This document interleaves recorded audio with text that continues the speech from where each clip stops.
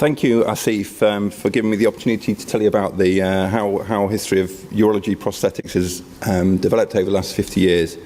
So Asif mentioned that I'd interviewed founding fathers of British urology, and I met John Pryor recently, and this is a quote from him in 1991, that prostheses are manufactured articles that are inserted into or attached to patients. So you can imagine in urology we have an awful lot of these, but for the purpose of this talk I'm going to concentrate on penile prostheses, sphincters and tapes in keeping with the rest of the programme. So the development of these have come about through three reasons really. Firstly, great innovators in our specialty, and particularly the materials that have been available to them, and finally interaction with industry to come up with the devices that we use. And an ideal prosthetic material then would be cost-effective, not carcinogenic, inert, sterilisable, resistant to mechanical strains and resistant to infection and incrustation where appropriate. And similarly, where appropriate, would mimic the texture of the body part that it was replacing or augmenting. So it's all about the materials really, and it was only after the Second World War where we saw an unprecedented development in material sciences such that we could have the sort of materials that we use today. And this came about a lot because of work with the airline industry and the space industry. So what about prior to then? Well, there were, of course, attempts to implant prostheses, so you could have a wooden testicle or even an ivory testicle. And this is Ambroise Paré, the great French war surgeon, who described an artificial yard. So this wasn't the French showing off about how long their members were. A yard was a Elizabethan slang word for a penis. So someone who'd had the penis cut off in battle could use this so they would be able to stand up instead of having to sit like a woman to pass urine. In terms of addressing the issue of coitus, Bulgaris was a Russian surgeon who used autologous material, and in his phalloplasties he inserted a rib cartilage to give rigidity such that the penis could be used for penetration. And subsequently he used this in men who still had their penises in situ, treating them with erectile dysfunction. And we think maybe he got the idea from this from the os penis or the baculum, which we see in many lower order animals. So this is one from a raccoon. This is one from a dog, and the arrow marks where the urethra runs. And this is a walrus, and that's maybe a yard and a half there. So that's maybe where he got the idea for that.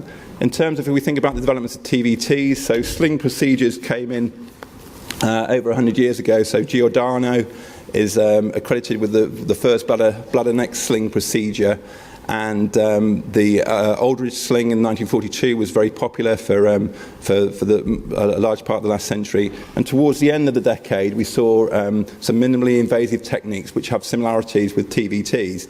And also towards the end of the century people were using non-autologous material, albeit still biological. So what about the materials that we have available to us today? Well, probably the most important one of these is silicone elastomer or silicone rubber. And this originally was developed as an installation for electric motors and was mass-produced from the 1940s. And this is composed of silicon, which is the second most common element on Earth, and carbon, hydrogen and oxygen. And medical device companies quickly realized that this was an ideal material for prostheses, and the first breast implant was in 1963, the first testicular implant in 1964. And originally the testicle implants were solid silicone, but an innovation in the 70s was to use a silicone gel as is used in breast tissue. But of course there was great controversy with the breast implants in 1992 because there was concern that the silicone was leaking outside of the breast and could cause connective tissue disease or even malignancy.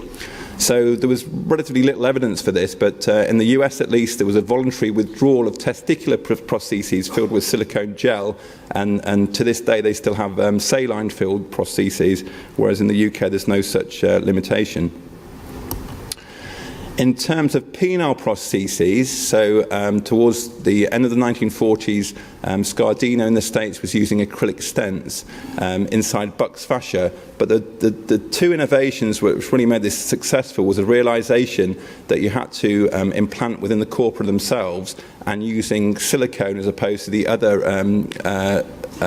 materials to reduce the risk of erosion and extrusion. But of course, malleable materials are malleable penile prostheses have the issue of concealment, and this is one great innovator I'm going to tell you about, Brantley Scott. So Brantley Scott was a very charismatic, charming Texan. He was a musician, an artist, an aviator, and a urologist, and he came up with this ingenious idea, which he implanted for the first time on the 2nd of February 1973. So instead of having a malleable prosthesis, as we all know, there's 2 cylinders that go into the corpora. The first devices had 2 pumps, and the reservoir sits in the cave of Retsus, and the man would pump both of these implants up. And if you want to read about how this all developed, there's a fascinating article here by one of his residents at the time. And this proved incredibly successful. So it went through many changes to improve durability and functionality. And unfortunately, Scott died in a plane crash in 1991. But by the time he died, 100,000 of these had been implanted, and now it's been estimated that 800,000 have been implanted. There was no real rival to this till 1983, when Mentor came up with their own device, and this has gone through similar changes to improve functionality and durability. And for the last 15 years, both devices have come impregnated with antibiotics. So if we think about sphincters, so this is Frederick Foley, he of the Foley catheter, and he came up with a very functional device in 1947, which was an extrinsic sphincter, which were operated by a pump kept in the man's pocket. But again, it was Scott in 1972, working with AMS, who came up with the first artificial sphincter, and we think that this was his real love, really. The penile prosthesis was sort of a side work from this. And of course, as radical prostatectomy became reintroduced in the 70s and 80s for prostate cancer, unfortunately more and more of these devices were required, and by the time he died in 91, we reckon about 25,000 had been implanted. So this is the genesis of the device over between 1972 and 1986, and then these two, the single cuff and double cuff AMS 800, which is still the most popular implant. And of course, there are other devices available now, and in the future we'll see increasing technology to improve the way that these work. So, before I talk about TVTs, I need to tell you about a second material, polypropylene. So polypropylene is a thermoplastic polymer, and it was first polymerized in 1951, and it's the second most common plastic used throughout the world. And we use it, we know it through Prolene, and of course from medical meshes. So towards the end of the last century, when we're still thinking about bladder neck slings, there was synthetic material used, but there was big problems with erosion and rejection. And so this man, a Danish man called Ulf Umsten, who was working in Sweden, really revolutionized this area of medicine. And he may have lacked Scott's Californian Texan charm, but he was a rigorous scientist, and he proposed in his integral theory that the incontinence was due to a deficient pubococcygeus muscle, which was unable to lift the anterior vaginal wall, and his polypropylene mid-urethral sling aimed to correct this. And he initially in 1996 called it the intravaginal slingplasty, but when Johnson & Johnson bought the patent for $25 million in 1997, they changed the name to the TVT. And of course, since then, there have been many efforts to try and improve on how effective this has been, and we can argue about how effective these replacements have been on his original idea. So these are also prostheses I could have talked about, but I hope from what I have talked about, you've understood how we've talked about innovators who come up with these great ideas, but particularly the materials that they have available to us that have come up with these devices that we use today. I'd just like to thank John Pryor, who, as I say, I met recently with John Boyd and Peter Thompson. And if anyone wants to read about the interviews that we've done with the founding fathers of British urology, it's on the website. And Sally is my registrar who helped me with this talk. Thank you. Thank you very much, Dominic. Have we got any questions from the audience?